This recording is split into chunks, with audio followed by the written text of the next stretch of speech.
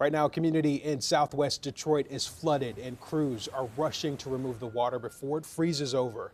The flood is forcing many of the people who live there to leave their homes.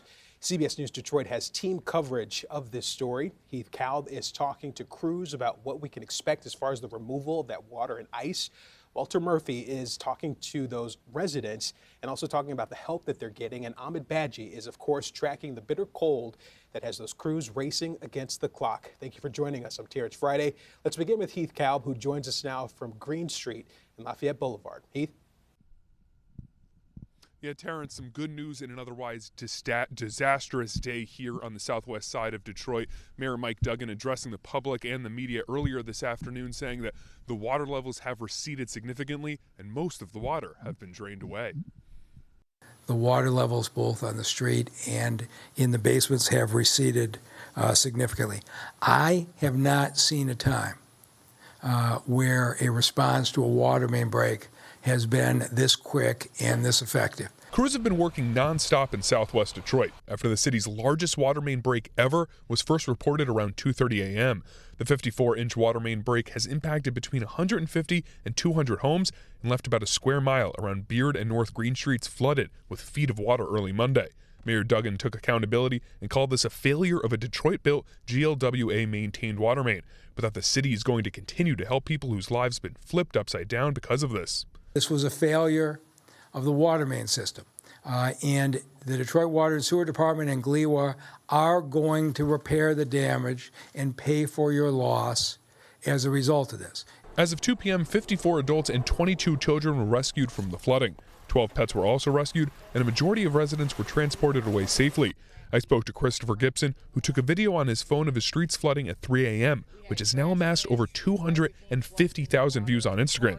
He showed me his backyard, which is now one big sheet of ice. Water was literally this high. You could see the leveling where it stopped. And since the water stopped to go down, if they didn't pull all that water, it would still be there frozen. This right here is all the leftover water that is completely frozen. Most of the impacted residents have had to evacuate, but some are deciding to stay, like Michael Muzzy, who told me earlier in the day he had over 4 feet of water in his basement. It's since gone down, and he's commending the work the city has done responding to the water main break. A city had got the water to start draining. It's going down the sewer, and I'm probably down to about 18 inches right now to a foot. My furnace is out. My water tank is out. My washer and dryers got wasted. Now, even though most of the water is drained in these neighborhoods, crews have been working through the day and the evening tonight because of just how cold it is. Most of the water that's left on these roads and in people's basements has frozen. And unfortunately, with the forecast that we're seeing here in the area, it doesn't look like the ice is going to be melting anytime soon. For now, here on the southwest side of the city, I'm Heath Kalb, CBS News Detroit. All right, thanks, Heath. And we are going to get to that forecast in just a moment. But first, Walter Murphy continues our team coverage. He joins us now live from Southfield with how the city is helping those residents. And then we're going to need a lot of help. Yeah, Terrence. So I talked with someone who works at the hotel right here who says that the city blocked off 15 different rooms to help the people who were impacted by what they're calling the worst water main break in Detroit's history.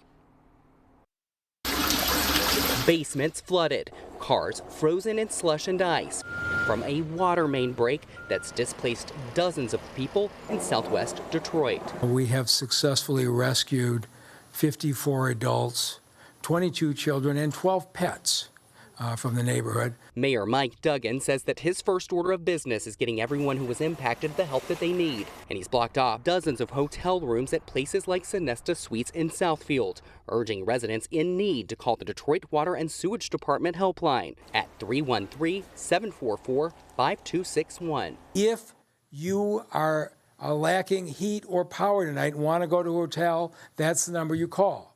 If you're staying in your house, but you want to start the repairs to your basement, that's the number you call.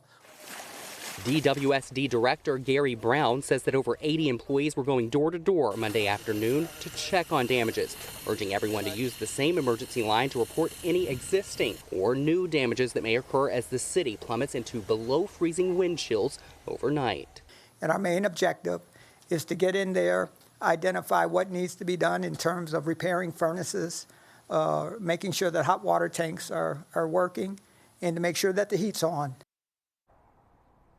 Now, if you are one of those people who were impacted and had your car damaged, you can also get a free ride to work from Uber, also paid for by the city, by calling that same DWSD phone number.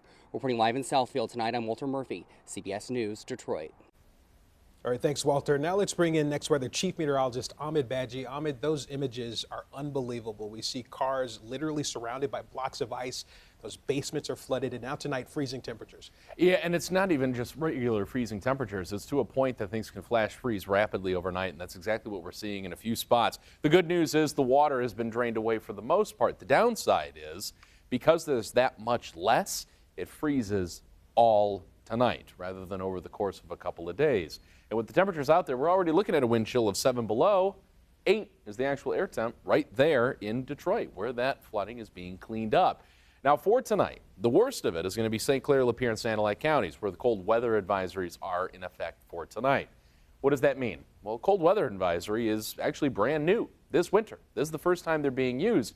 It's basically taking a bunch of different alerts and combining them all into one, because whether it's the air temp or wind chill, whatever it might be, it's just plain cold. So it's easier to just say one thing rather than 5.